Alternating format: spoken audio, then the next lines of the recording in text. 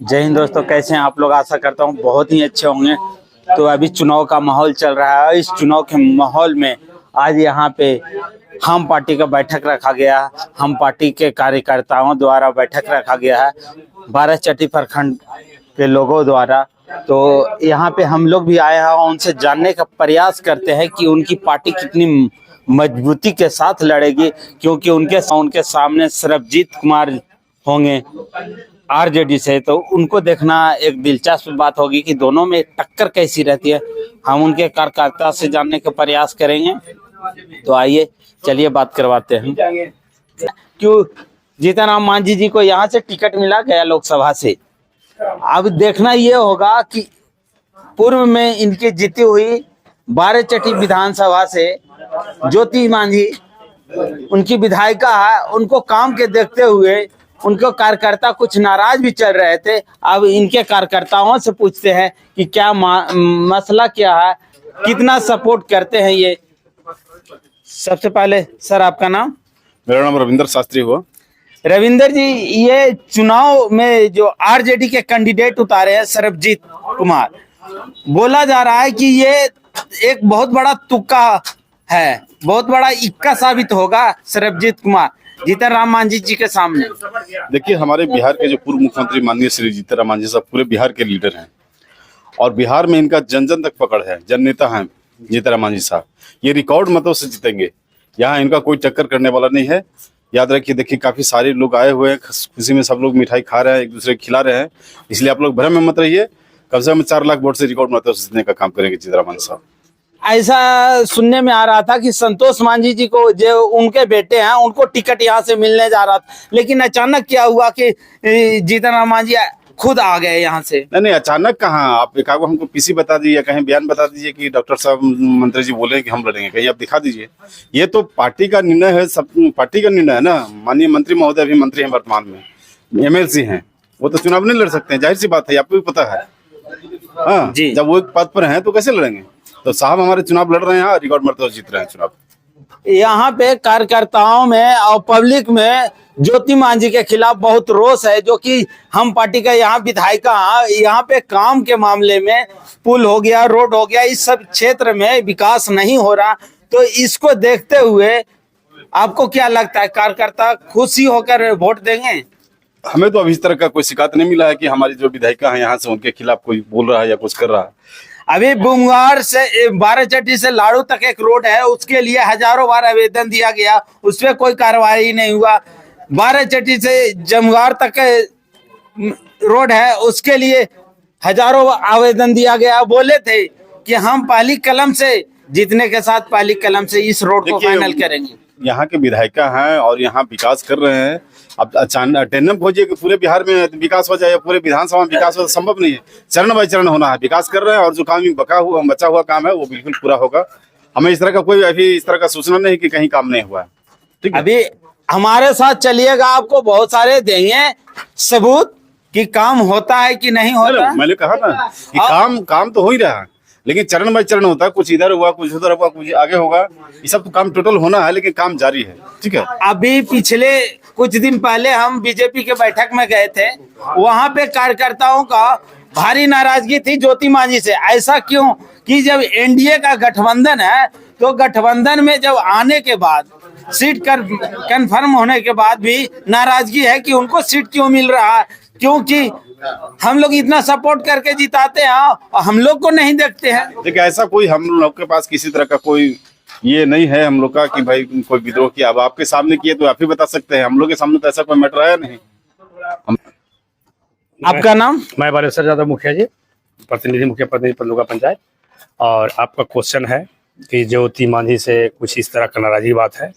जो गया जिला के लिए जीतन मांझी जितना कार्य कर दिए हैं, मेरे यहाँ शोभधनगाय रोड थाना, आपका मोहनपुर में मोहनपुर से आपका लखेपुर पुल रोड, जो भी कार्य हुआ।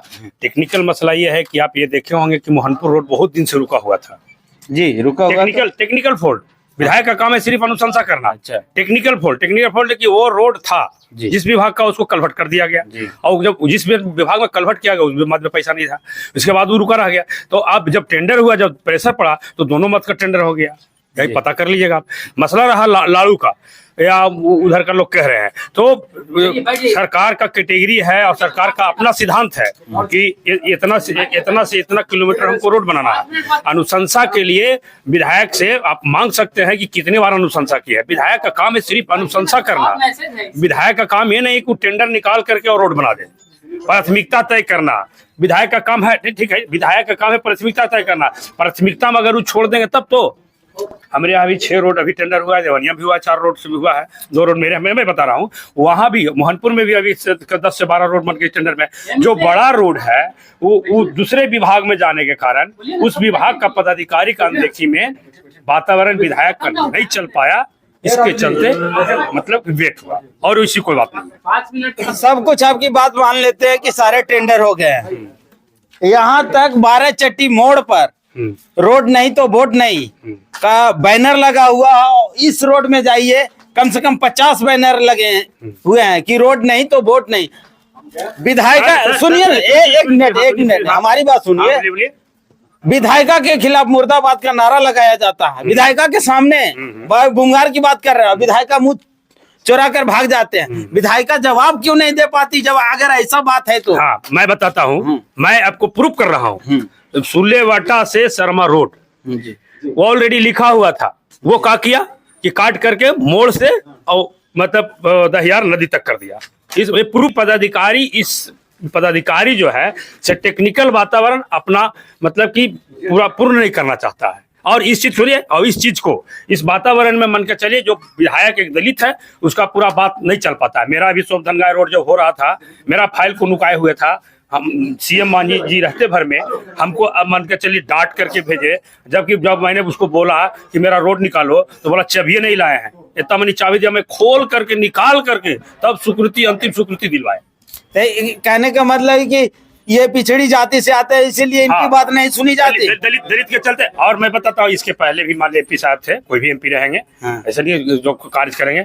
इसके पहले भी एमपी साहब थे, एमपी साहब भी की बात आप देख लीजिए कि कहीं पे होती अच्छी काम कहीं नजर आपको नहीं आएगा। नहीं, यहाँ से तो एमपी हो विधायक को काम ही अच्छी नहीं होती। इस कहने का मतलब आपका ये है कि यहाँ से दलित सीट है। हाँ बिल्कुल, इसीलिए यहाँ पे काम नहीं होता, काम नहीं देते ऊपर नहीं देते। आप दलित में अच्छे लीडर आ रहे हैं, मैं कहूंगा माननीय जितराबाजीपुर सीएम साहब आ रहे हैं, उनकी सभी बात। और हमारे ऐसे सीएम साहब है कि किसी का जात पात नाम निशान नहीं पूछते हैं। आपका खाली पूछे बहुआ काम क्या है, उनको उचित लगता है, सही उचित लगता है फोन घुमाते हैं, अगर गैर उचित लगता है तो समझा चलाते हैं कि ऐसे न ऐसे होगा।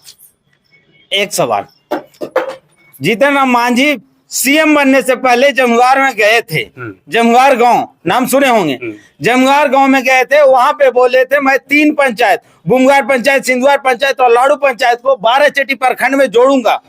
आज तक वो मंत्री भी रहे, मुख्यमंत्री भी रहे हैं, उसके बाद भी वो कार्य ये काम नहीं कर पाए, तो कैसे विश्वास किया जाए कि वो काम कर देंगे? ये तो विश्वास करना नहीं करना आपका मर्जी का चीज है।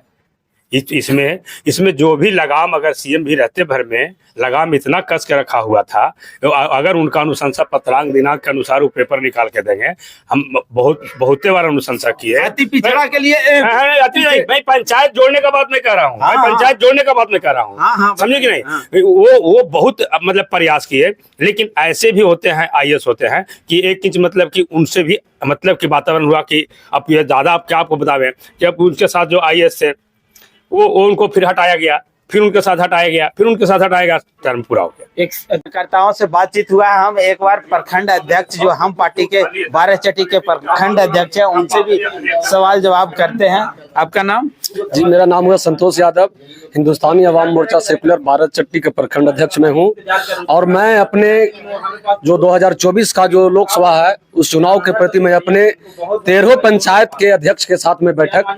और एक बात मान लेते हैं, जीतन राम मांझी के रीजन हम भी देख चुके हैं, वो अच्छा नेता है और बहुत सारे रोड उस समय जिस समय यहाँ से एमपी चुन के गए थे उस समय बहुत सारे काम किए थे, ऐसा बात नहीं है। बहुत सारे रोड बनाए थे, जिनके कुछ काम था जो नहीं हो पाया था, ये बात हम भी मानते हैं।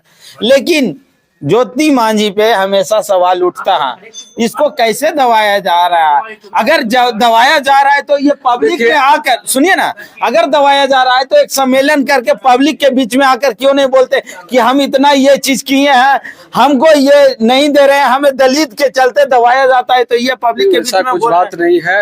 हमारे जीतन राम मांझी का अपना चेहरा है, खासकर भारत चट्टी उनका घरेलू संबंध रहा है और अपना विधानसभा रहा है। हम लोगों का देखने का चीज है कि हमारे शोभ धनगाई रोड और शोभ धनगाई रोड प्लस धनगाई थाना, हमारे करीब करीब गया जिला में करीब करीब 7 से 8 गो थाना उन्होंने बनवाने का काम किया है, शिलान्यास करवाने का काम किया, उन्होंने देने का काम किया है। हम लोग नक्सल क्षेत्र से बहुत ही मतलब झेल रहे थे, लेकिन उसको हम लोग आज आज़ादी के रूप में रह रहे हैं। वो हमारे जीतन राम मांझी जी का ही देन है। और अभी मैं बात करता हूँ, हमारे जो हिंदुस्तानी अवाम मोर्चा सेकुलर के जो राष्ट्रीय अध्यक्ष हैं हमारे संतोष कुमार सुमन जी, मैं बताता हूं कि अभी महानपुर करीब 30-35 साल से महानपुर ओपी बना हुआ था, लेकिन कोई भी एमपी या कोई भी विधायक उनको दिलाने का कोई क्षमता नहीं था कि आप उनको पूर्ण रूप से मान्यता दिला दिया जाए। लेकिन हमारे ये अध्यक्ष डॉक्टर संतोष कुमार सुमन जी ने मोहनपुर थाना को उन्होंने पूर्ण रूप से मान्यता दिलाने का काम किए हैं। तो ये आशा हम लोगों को जरूर है, ऐसे काम से हम लोगों को आशा है कि हमारे श्री जीतन राम मांझी साहब गया लोकसभा भारी मतों से चुनाव जीतेंगे, इसमें कोई दो मत नहीं है। इंडिया गठबंधन से कितना आप खुश हैं जी, खास करके प्रधानमंत्री से? जी, हमारे प्रधानमंत्री जो हैं, हम लोगों का एक बहुत सा उनके सामने मुद्दा रखा हुआ था, जो मुद्दा को उन्होंने, जो उस मसला को उन्होंने सॉल्व करने का काम किया है। जैसे ने बहुत सा मैंने 50 वर्षों का 100 वर्षों से काम आ रहा था कि हमारा राम मंदिर नहीं बना है, राम मंदिर उन्होंने बनाने का काम किया है हमारे नरेंद्र मोदी जी ने, समझ गए हैं। तो इस अवसर पर इस तरह का बहुत सारे काम जो है ना भारत में करने का उन्होंने काम किया है। तो हम उम्मीद रखते हैं कि हमारे नरेंद्र मोदी जी को प्रधानमंत्री बनने से कोई भारत में रोक नहीं सकता है, पूरी दावा है। मतलब हम पार्टी भी नरेंद्र मोदी से बहुत खुश है, इसीलिए गठबंधन की। जी, धन्यवाद। तो मिला जुला कर ये यहाँ पे कार्यकर्ताओं का बैठक था, उसमें मिला जुला कर यही साबित हुआ कि कार्यकर्ताओं में बहुत जोश है और बहुत जोश जुनून के साथ उनका जिताने का प्रयास करेंगे, बहुत जोश। अब देखना ये होगा कि आरजेडी का जो सरबजीत पासवान जी है, इनका मुकाबला कैसे कर पाते हैं, ये आने वाले वक्त बताएंगे। मिलते हैं अगले वीडियो में, तब तक के लिए नमस्कार, जय हिंद, बाय बाय।